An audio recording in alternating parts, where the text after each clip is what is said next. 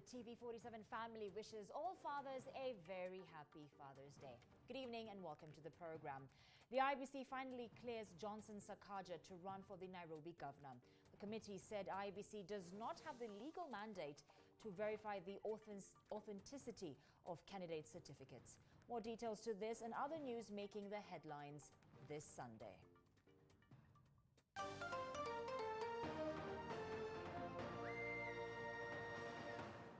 Tonight, Nairobi Senator Johnson Sakaja cleared to run for Nairobi's gubernatorial seat. We've been vindicated, we stand qualified, we have the requisite qualifications to run for the office of Governor of Nairobi. Wavinya Ndeti was also cleared to run in Machakos. Also tonight, Ruto and Raila camp in Nairobi. Hata hii vitisho yote mnaona hii ni kwa sababu wanataka kutulazimisha, lakini mimi nataka niwaambie, time has come. DP Ruto campaigned in Jacaranda Grounds while Raila met the Akarino church members at Kasarani Stadium. Wengine walisema ati baba hawezi kupanda mlima. Nikamwambia niko na tingatinga, niko na madha.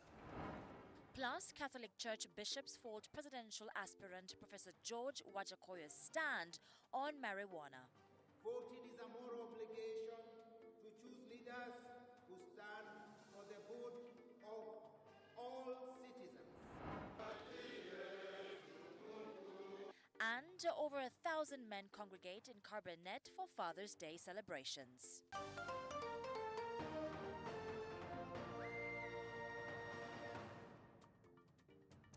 My name is Karen Karimi and Catherine Simaloy is our sign language interpreter tonight. To our top story, Nairobi Senator Johnson Sakaja has been cleared to contest in the county's gubernatorial race after the IEBC Disputes Resolution Tribunal said it has no jurisdiction to verify the authenticity of his degree certificate. Also cleared to contest was a Machakos Wiper gubernatorial aspirant Wavinya Ndeti, while Kiambu County senatorial hopeful Karingo suffered a blow after his appeal was thrown out by the tribunal. Apollo Kamau has that report for us. Nairobi Senator Johnson Sakaja is now free to contest in the Nairobi gubernatorial race after a heart-stopping case that threatened to derail his gubernatorial ambitions to become the city's next boss. I'm glad that we've been vindicated, we stand qualified, we have the requisite qualifications to run for the office of Governor of Nairobi. And not just that, we're not just running for the sake of running, but we're in it to win it so that we can transform this great capital of ours, of Nairobi City County. Sakaja, flanked by a host of politicians and his allies, surviving the scare after the IEBC Disputes Resolution Tribunal said it has no jurisdiction on the matter, while upholding the returning officer's decision to clear Sakaja, saying it's not the work of IEBC to investigate the authenticity of degree certificates. The second respondent, the returning officer, and its agents are not legally empowered and thus lack requisite jurisdiction to go beyond the provisions of Regulation 47 of the Election General Regulations 2012 in authenticating a degree certificate. The second respondent acted within the law when clearing the first respondent to stand for elections. And these are our final orders. Our final order is that this complaint be and is hereby dismissed with no other costs. The committee, while noting the aspersions on the validity of Sakaja's certificates, noted he has not been taken to court, handing over the mandate to verify the fake degree allegations by the complainant Dennis Gaku to the Director of Public Prosecutions. I am a law-abiding citizen, I'm a public servant as a current Senator of Nairobi, and we shall abide by all the provisions of the law. Wiper Machakos gubernatorial aspirant Wavinya Ndeti also got the green light after the IEBC tribunal dismissed the validity of her degree on the same grounds of jurisdiction. Wavinya has termed the petition as a work of her opponents and a waste of time. It was a waste of time, Bwana. It was a waste of time. I went to school. I went to South Bank University. I went to City University. Yeah? And it's just a phone call away. Trying to discredit me, kusema sijasoma, lakini katikati yao hakuna mmoja amesoma kunishinda. None of them is as educated as Wavinya Ndeti. You can talk a lot of English, but a lot of English does not bring food on the table. Kiambu senatorial hopeful Karungo was however dealt a blow after his appeal for impeachment was dismissed. Thangwa has now moved to the High Court. So that's why Mr. Karungo Thangwa, with tremendous respect, feels that that was a very unfair determination, because even when there was material before the committee that he was not removed from office, the committee still went ahead and found otherwise.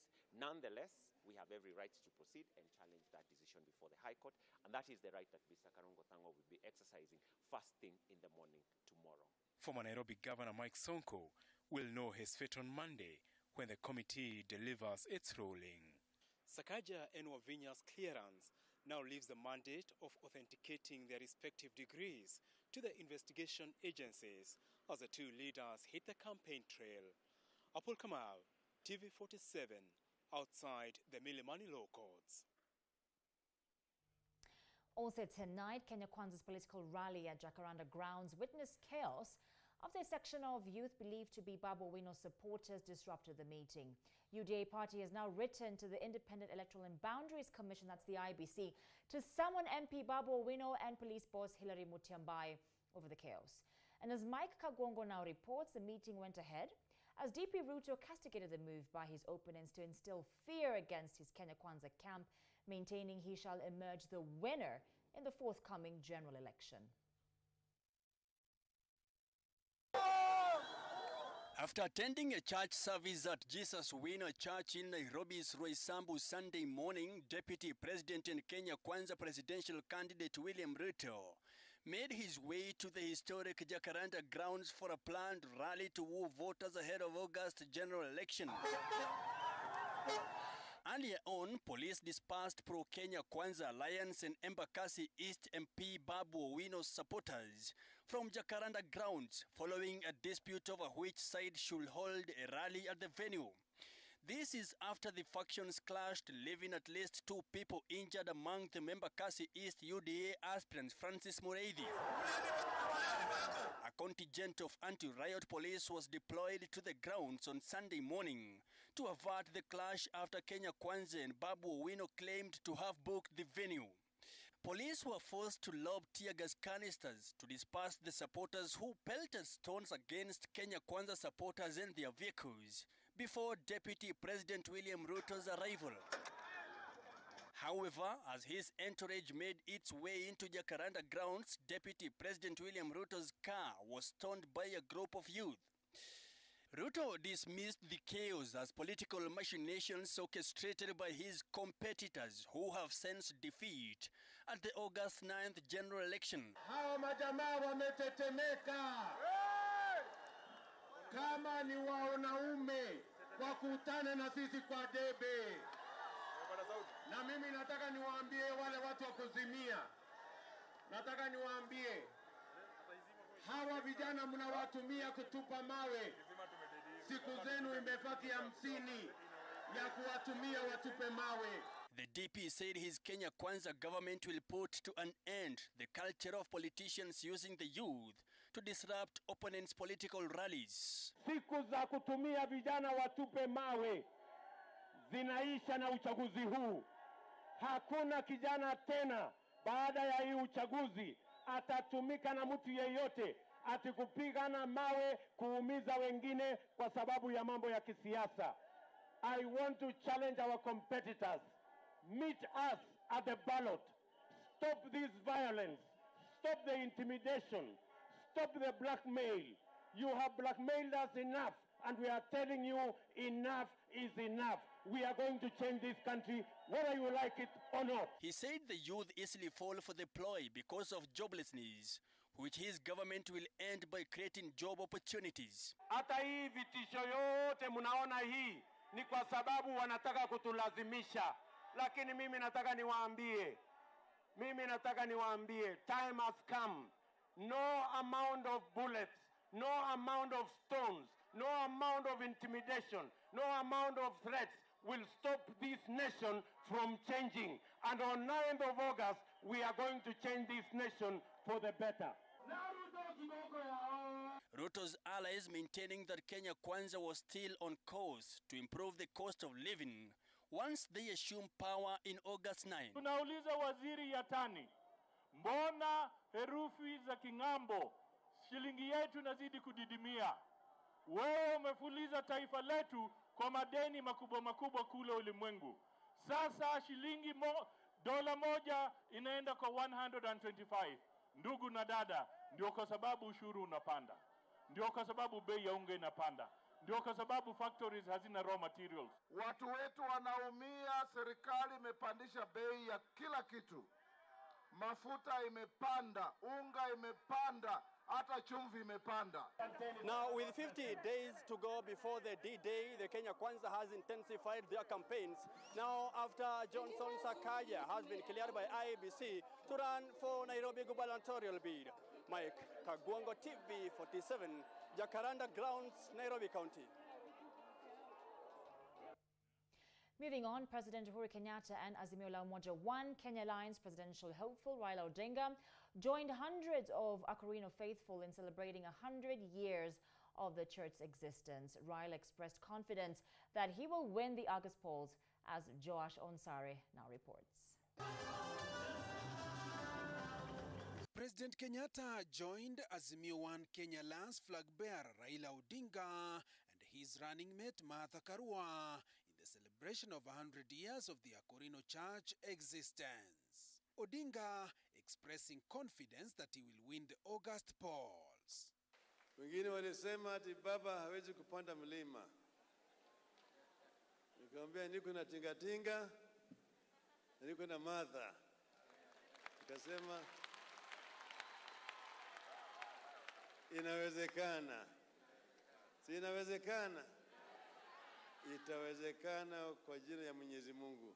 The Akarino Church has a following of close to 1 million voters, largely from the Mount Kenya region. And after his speech, President Kenyatta, in what appeared to endorse Raila for the Akarino vote, invited Karua to address the gathering before Karua invited Odinga. Though Kenyatta largely spoke in his native language of Kikuyu, he appeared to drum up support for the Raila Karua ticket. Sisi tutazidi kuwa na nyinyi. Mimi niko hapa na mgomba mwenza wangu Mama Martha Wangari Karua. Mumetembea na mimi kutoka wakati nimeanza siasa zangu mpaka hapa ambapo nimefika, na lazima niseme asante. President Uhuru Kenyatta used the forum to award a number of members of the Akarino group various government positions. Na asante kwa ile support ambayo mumenipatia, na hata hapa ambapo tumefika hatutawachana. Tutaendelea pamoja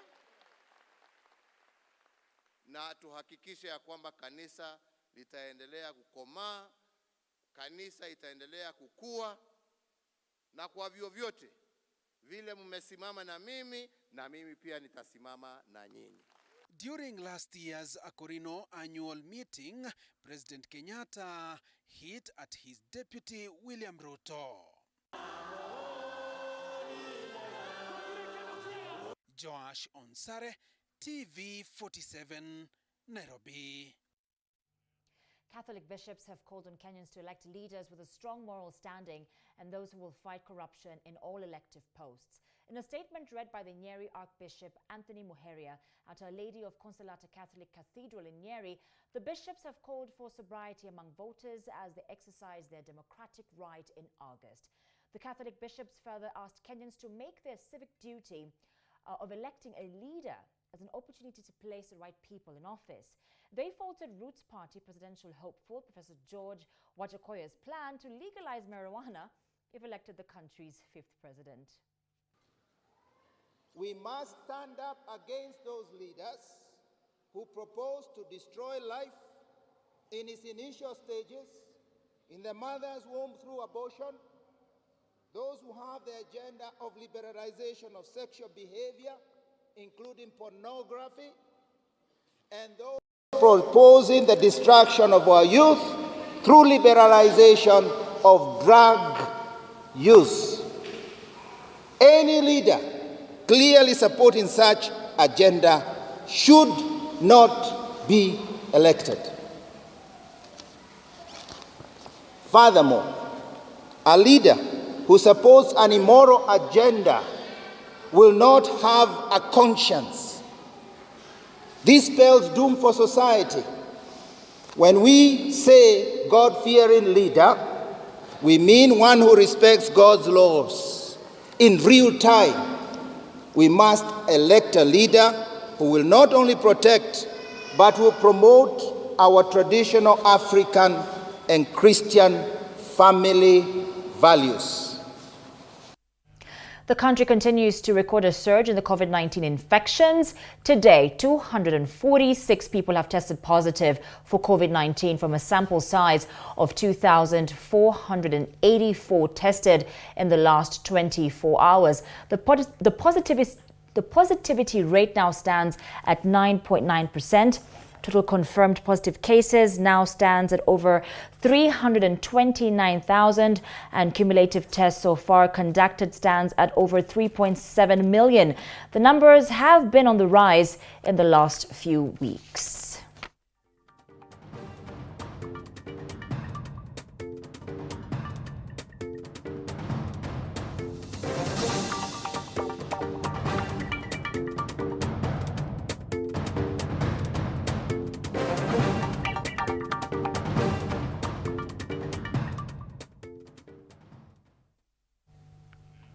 Men in Cabinet area Baringo County joined the rest of the world to commemorate World Father's Day. The members of the Catholic Men Association of Nakuru Diocese marched in black suits to mark the important day that is celebrated every year on the third Sunday of the month of June. Zainab Mohammed reports. In a celebration filled with pomp and color, over 1,000 men in Cabinet area Baringo County congregated to commemorate World Father's Day. Dressed in black suits, the fathers marched to the church where they held their service, which only comprised of men, except a few women who participated in the choir. The fathers lit a candle as a sign of being the light of their family and the world. Are we together? Speaking during the celebrations, Father Francis Mureithi of the Catholic Association of Men called on all men to stop abdicating their duties as fathers. Women, they have a lot of roles in our families. They take care of the children, they cook, they do many things. But sometimes many men, they're running away from these responsibilities. Some men do not want to be committed in a family. So what we're encouraging our men and asking them today is that let us go back to our family and we take up our role and our responsibilities as men. He further said the number of gender-based violence cases at the family level is worrying, urging all men to seek alternative ways to settle marital conflicts. We are not for gender-based violence. We are not even for FGM. We are not for all those bad things that have been done by the other men. So my appeal to the men, let us follow Christ. Let us follow Jesus. Let us be good examples to our children. He mentors all their family, and especially their sons, because they are following what is happening with their dad. And the children observe a lot, and they observe what is happening. And therefore, what we encourage men is that let them mentor their sons so that they be responsible children of tomorrow. Being an election year, men were also urged to be agents of peace and to not be swayed by politicians whose interest is to incite Kenyans. World Father's Day is a day celebrated every year on the third Sunday of the month of June to acknowledge and appreciate the importance of fathers and father figures in the society. Zainab Mohammed, T47. Happy Father's Day to all our fathers out there. Thank you, Zainab, for that report. Now, at a time when all adults in a household are compelled to work to make ends meet, mothers in informal settlements who are unable to employ nannies to look after their children have turned to daycare centers that charge as little as 50 shillings per day.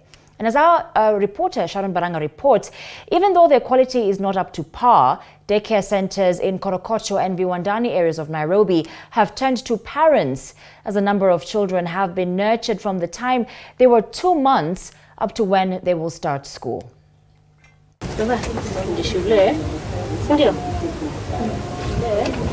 Susan Wanjiru is a mother of two who lives in Korogocho informal settlements in Nairobi.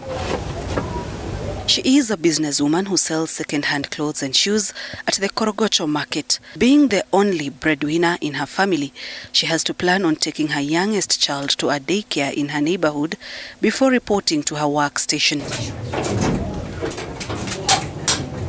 Her eldest son was brought up with the help of a daycare. She started taking her youngest child, Alonzo, to Sarafina Education and Empowerment Center when he was 3 months old, and now he is almost 3 years old. Mimi nimeamua kuleta mtoto daycare kwanza hapa Sarafina juu inalinda poa. Ukiacha mtoto wako hakuna venye unaweza fikiria tu ati mtoto wako hivi. Yaani iko sawa kabisa. Juu saa zingine unaona unatoka unaenda kibarua, hawezi achana jirani. Afadhali hapa Sarafina kwa usafi, kila kitu kia poa, wako poa kabisa. Parents that bring their children to daycare centers at Korogocho and Viwandani informal settlements part with 50 shillings a day. Saa zingine kuna changamoto, unajua siku zifanani. Saa zingine leo siku ni mzuri, kesho pia siku saa zingine ijaenda vizuri. Inalingana. Mimi kuna time naleta 50 bob, kuna time silipi. Saa zingine yani kuna time yenye chakula sipiki na kuja na 80 bob. Nakula shule. Saa zingine nakujanga, saa zingine sina do, nimeenda kibarua but nimerudi design nyingine yenye siwezi. Namuelezea leo siku acha imekuwa mbaya, wacha tujaribu kesho nikuletee. Alafu anaelewa kabisa. Na hiyo siku atakuja kuambia mita chao ulisema watakula shule, lakini mimi sina hiyo pesa ya kulipa. Sababu wakati umelipisha mpaka chakula nalipishanga 80 bob. But wakati amekuja na chakula yake namlipisha 50. Kuna ule ako na 50 peke yake na alikuwa amebakisha chakula ya jana usiku. So inabidi akuletee hiyo. So kuna wale napikia, kuna wale wanakuja na yao. Ile kitu nafanya ni kuwaomia na kuwapatia. But ingekuwa sasa ni mimi tu kivyangu kusema, sababu watoto wa very funny. Na ule ataletewa chakula yake na ukimpatia aone ile ticha amepika ndio mzuri, utapata hata saa zingine anakataa hiyo yake. So hizo mambo ndio tunakutana nazo kwa madeki, na utamwacha ashinde njaa. So ingekuwa tu ni mimi, ningesema wote wakule uniform. That is kitu moja, hata tamani ya ule, hata ona ile ni mzuri kuliko hiyo. Yeah, but kwa sababu ya circumstances zenye saa zingine huwezi zuilia, inabidi unakubali alete. Margaret Wairimo is the manager of Sarafina Daycare Center. 9 years ago, she was employed at a daycare center in Nairobi's Westlands area. When she left her employment, parents in her neighborhood began bringing their children to her, and within no time, Sarafina Daycare was formed 8 years ago. Biologically nimezaa msichana mmoja, na huenda labda kama ingekuwa ni mimi kupenda kuzaa ningezaa wengi, but nikazaa mmoja. So ile passion ya kupenda watoto nikawa tu na, yani naturally napenda watoto, napenda sana, na nikasema hata kama sikuzaa wengi nilee wengi, kwa maisha yangu nitalea wengi. Even though daycare services in urban centers are important, in informal settlements, quality services from such centers are hard to come by. But the African Population and Health Research Center seeks to change this narrative by offering training to daycare managers, as there are a number of people offering the childcare services to a population that is heavily dependent on them. Kuingia mtoto wa kwanza kwa hii geti yangu anaingianga 5. Sababu kuna wazazi wanaenda mapema sana kazi. So mimi ukiingia hapa saa 11 utapata nilishaamka, nimefanya kazi zangu na nimekaa ni watoto na goja. Na kuna mwingine atachelewa, upatange hata saa 3 niko na mtoto hapa. Na pia kuna wale pia wanalala. Utapata kuna watoto wanakuja usiku. Kuna wamama wazazi wanafanya kazi usiku.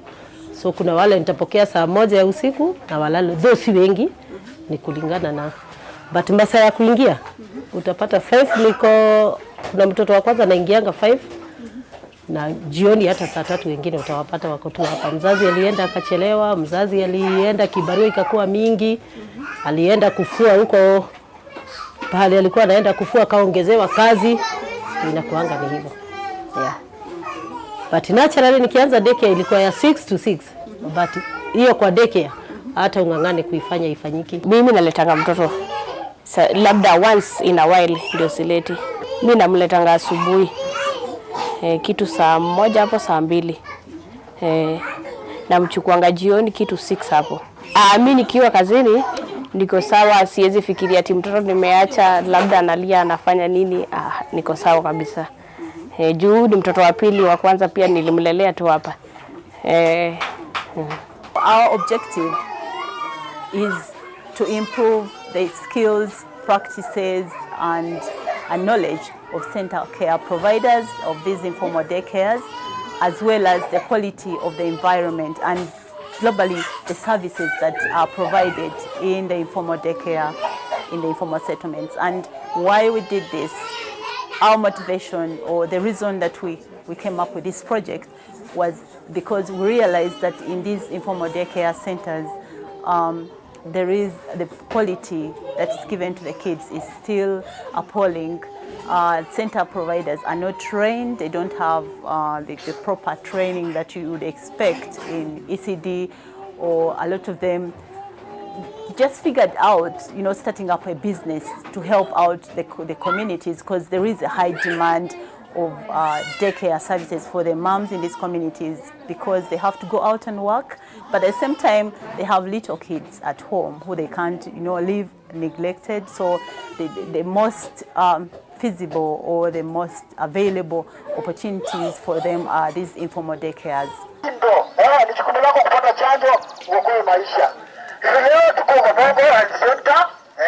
Angeline Odori is a community health volunteer in Korogocho who also doubles up as a quality monitoring officer of daycare centers in Korogocho. She is among few volunteers who took part in a program that trained daycare managers on how to ensure they offer quality services to the children they are entrusted to take care of.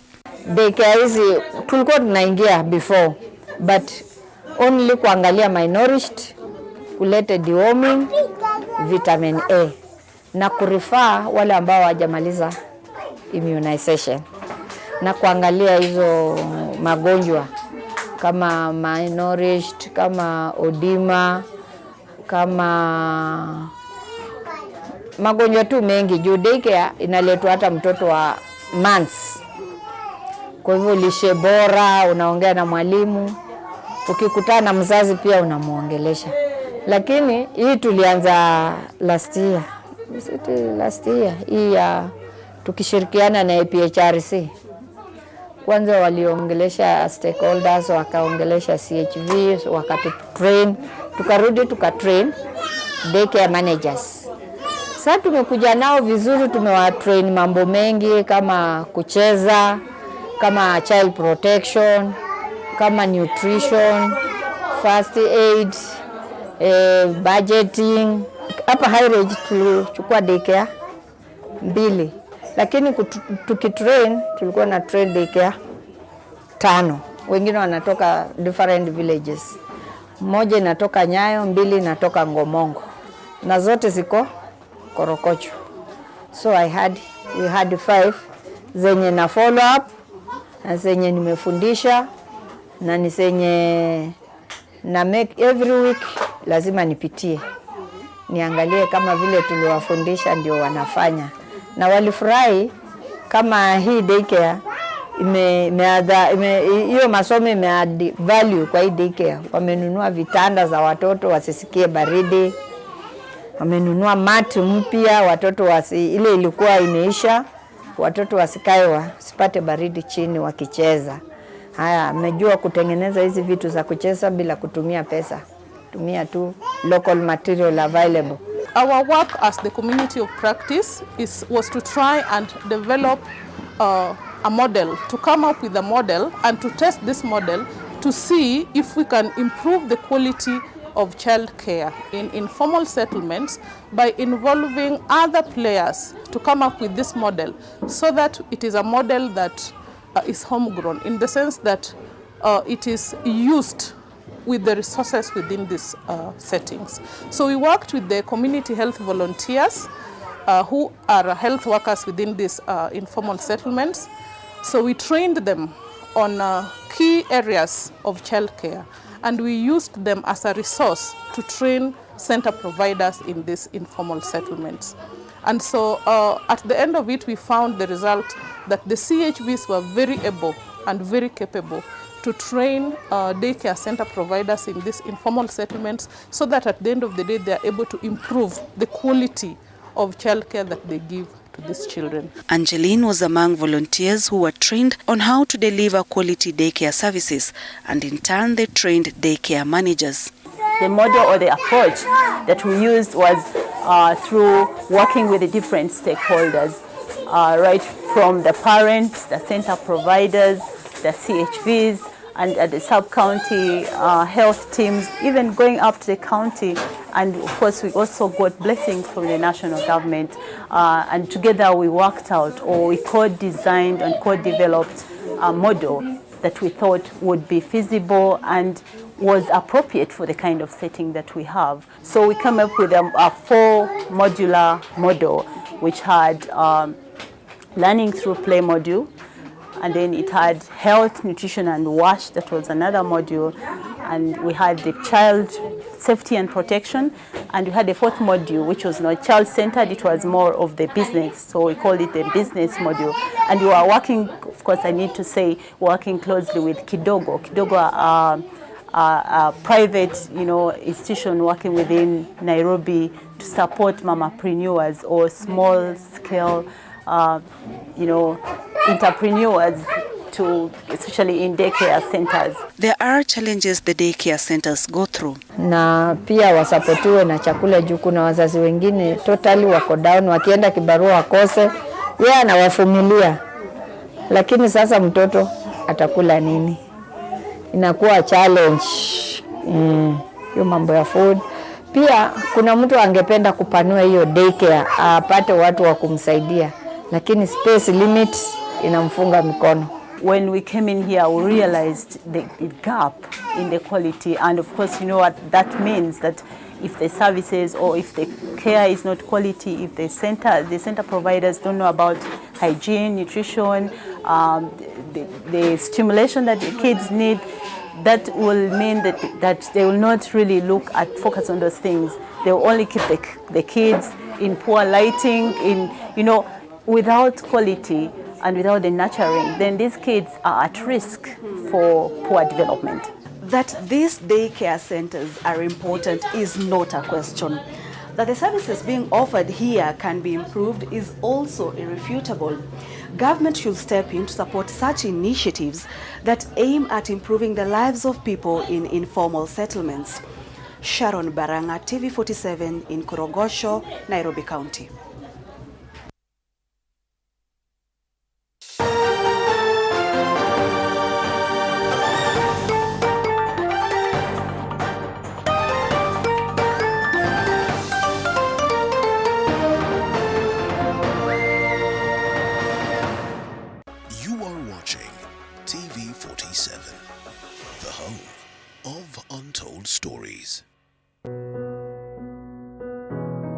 Despite being visually impaired, he is a jack of all trades. It is our quest to find answers on how to take care of children with special needs and those with disability. You do not need to see musical notes to understand music, but rather to have your soul feel the vibe.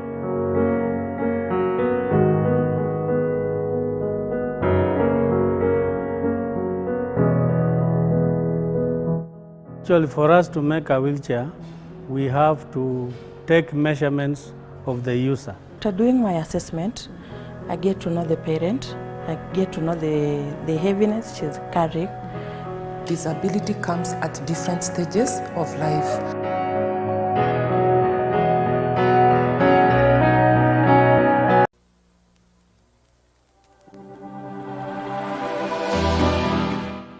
Well, do you know what's happening around you? Morning Cafe with heated political debates. Baraza la siasa. Hiyo kitu azungumzie, angalie hali ya maisha ya watu. Informative health discussions. Business, farming. Tasty Wednesday, Fitness Thursday, and Feel Good Friday with amazing DJs, celebs. Waimbaji, kuna comedians, Alafu kuna wajinga. And music bands every Monday to Friday from 6 a.m. to 9 a.m.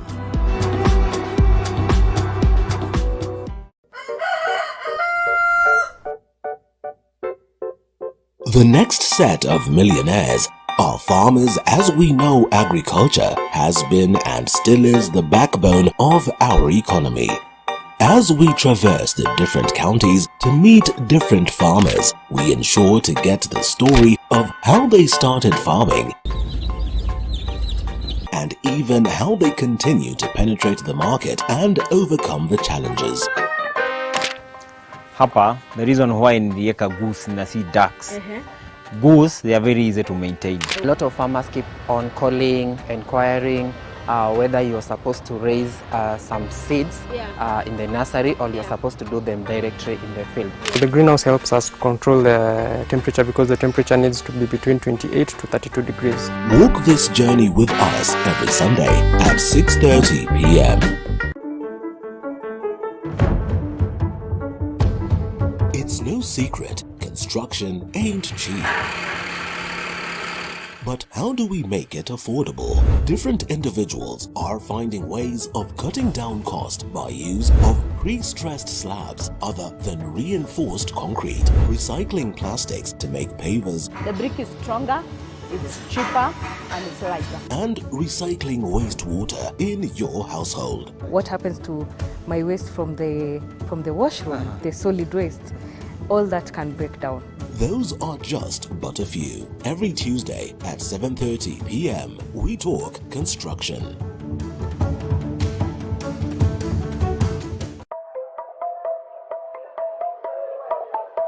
There's no alpha without an omega. There's no lead without any followers. No man is an island. We need each other. We need this conference. We say it, we do it, we act it. Kama una mpenzi wako, kila siku kama nilivyosema, kila siku maishi mapenzi. We don't toe the line, we set the standard. We don't eat the grass, we lead the pack. As an alpha male, you're also a leader. Not just women, friends and family, but to everyone else you've never met before. We are the beauty, the spice and the brains.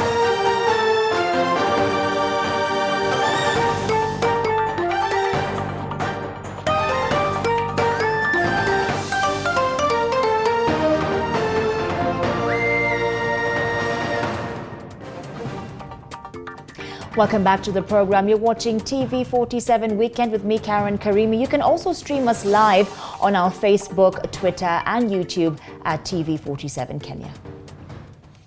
Now, 2 children have died after drowning in a swamp while swimming in Bargoni, Lamu County. Beatrice Watare tells us more. Grief has engulfed Bargoni area. The family of Ali Saif is mourning following the untimely death of Sada Ali and Juma Abdallah after they drowned while swimming in these open and dangerous swamps. The swamps were exposed during the ongoing road construction from the port of Lamu to Ijara, Garissa, Isiolo to Ethiopia and South Sudan by a contractor under the Lapset Infrastructure Project. The swamps have, however, filled with water during the rainy season. Waliofariki na watoto wa madada zangu wote wawili. Kwa hivyo sisi tuna huzuni. Tulikuwa tunaomba kwamba hiyo vidimbwi zifinikwe kwa sababu wale wawili waliokufa watamalizika, wale watoto tuko nao. Tumepoteza vijana wawili wadogo katika hiyo hali ya kucheza wamekuja karibu na vidimbwi ambayo imechimbwa na wenye wanajenga barabara. Sisi hiyo ni hasara kwetu na ni masikitiko makubwa. Tunaambia serikali kuu wachukue hatua ya haraka. More than 10 swamps have been exposed in Bargoni area, leaving residents in panic as they are a huge threat to both human beings and livestock. They have called upon the contractor in charge of the road construction project to cover up the swamps as they pose a danger to the locals. Tunasikia uchungu, si ndio? Tunahisi uchungu. Lakini sasa tufanye nini? Waje tu wafukie hiyo, basi tuangalie mengine. Mbeleni hii madimbi ilikuwa hakuna. Sisi hatupingi mradi. Mradi tumepokea. Lakini sasa miradi hiyo imegeuka sasa inatuzuru. Reporting for TV47, my name is Beatrice Watare. House helps across the country held peaceful demonstrations demanding better working conditions and better treatment. Joanne Kabura reports. The association that has over 3,000 members and advocates for the rights of house helps aired complaints on poor payments and mistreatment of house helps, highlighting that they have been holding meetings to educate their members on their rights. Wanatumia advantage sababu Kenya hakuna kazi. Ukisema ngwe unatolewa mtu mwingine anapiga anakuja kwa kazi. So wametumia data advantage. Tunafundisha right zao kwamba ukifanywa kitu fulani hivi ongea na sisi ili tuone vile tunaweza sukuma huko mbele usaidike. Alafu au wahudumu wa nyumba wengi wako na talanta. Sasa kuna mateams tofauti. Ukienda Nigeria unapata kuna Nollywood. Hapa Kenya industry yetu imekufa. Hao watu wako na talent, wengine wako ni waigizaji, wengine ni wanamuziki, lakini hawajapata platform. Sasa ndio tumekuja pamoja talanta zao zipate kuwaokoa na kusaidia uchumi pia wa nchi upande juu. They have further advocated for better working conditions, calling on employees to allow them to exercise their constitutional rights by participating in the upcoming general elections. This is the election time. Most of them even they will never be given even time to vote. Sababu gani? Employer ako hapa Nairobi. Huyu mhudumu wa nyumba ako wapi? Alishikia kura yake nyumbani. Tuseme hata Busia au Mombasa ama wapi. So venye ameshikia huko kura, huyo boss wake atampatia wakati wa kwenda kupiga kura. Sio ni spoiled vote. Yet every vote has the same intrinsic rights. Members of the association have also called on the government to intervene against mistreatment of Kenyans in the Middle East, as well as regulating recruitment agencies. First of all, Kenya, wasichana wenye wako Kenya wameshindwa kutetewa. Pia wenye wako Saudi Arabia wameshindwa kutetewa. So one thing we need to do in this government, watutetee tu because hizi nyumba pia they need us. Wasichana wetu wanapoenda nje ya Kenya, wanarudi wamekufa, wengine wako Joan Kimani, TV47. Garissa Township Member of Parliament Aden Duale on Sunday hit out at the criminal justice system in the country, accusing it of being used by the state to be partisan and harass political leaders allied to Deputy President William Ruto. Duale, who was reacting to the recent controversy that surrounds the degree of embattled Nairobi Senator Johnson Sakaja, was quick to add that the use of the criminal justice system for actions outside their mandate will be revisited once Kenya Kwanza assumes power.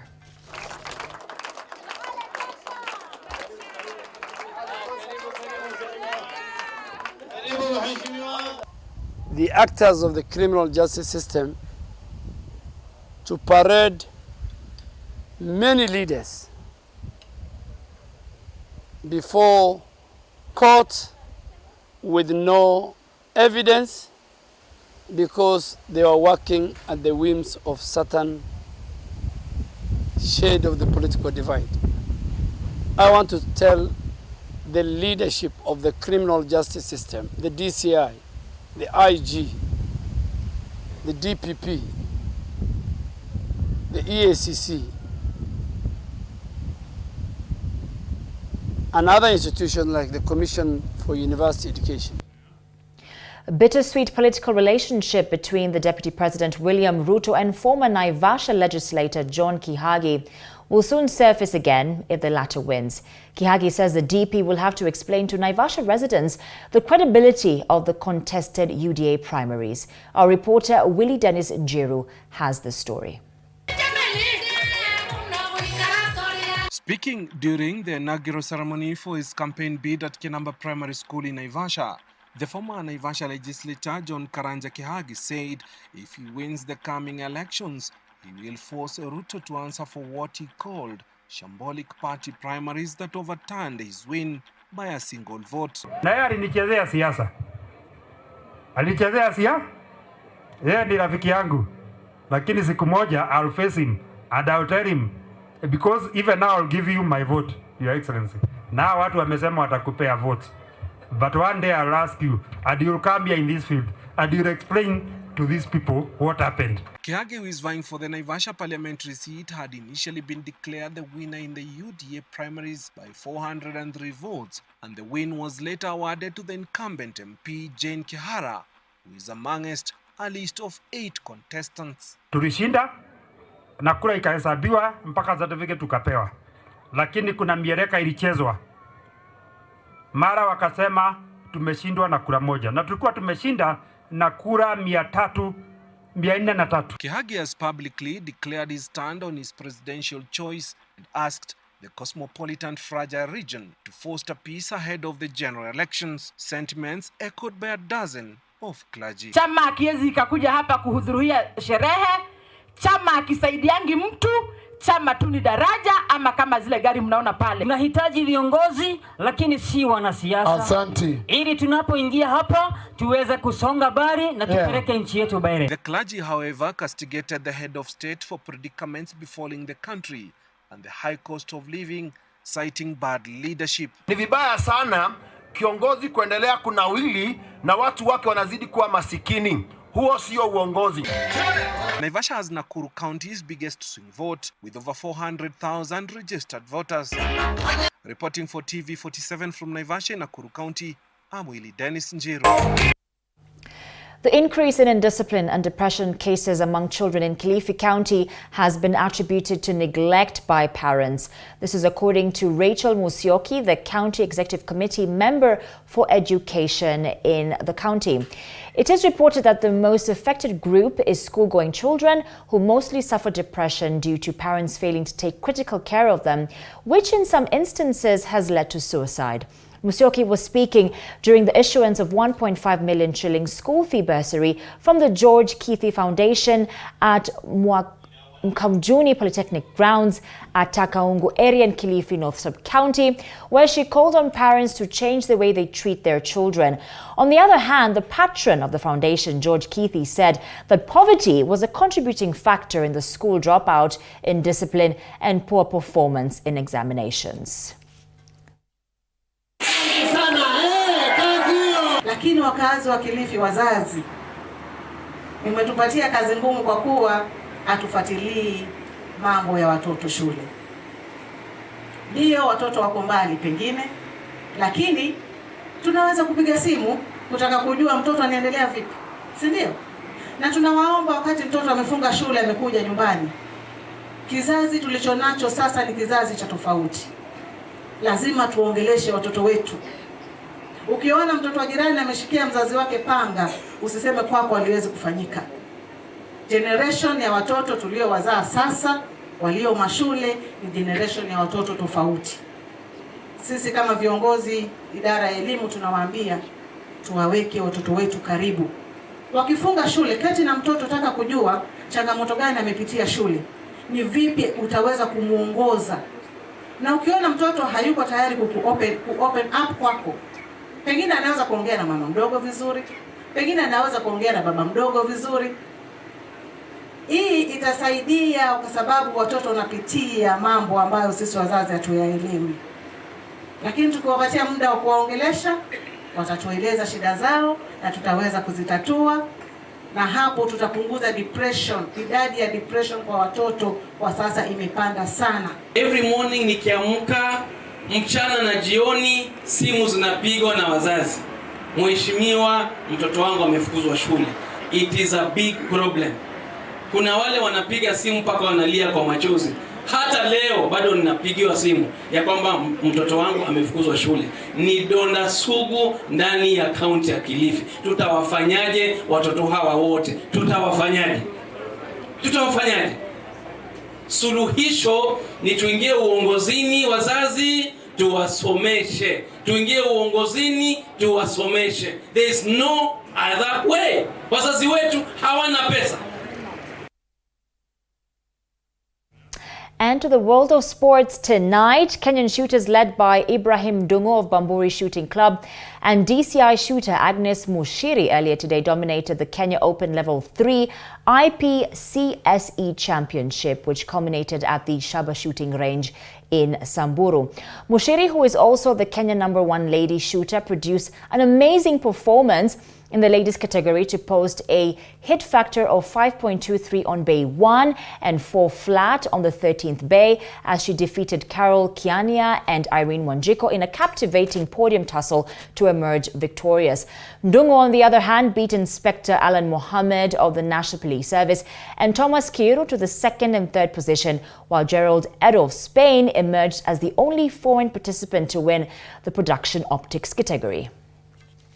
Pia itakuja kufanyika hapa Kenya. Sababu ukiangalia hii facility ambayo iko hapa, tumesafiri katika facilities zingine kama hizi, lakini hii ni ya kipekee. It is a state of art. This level 3 has been extremely wonderful. I mean, it's taken Kenya by storm, the shooting fraternity by storm. Definitely the best ever organized competition so far we have come across in our shooting as far as IPSC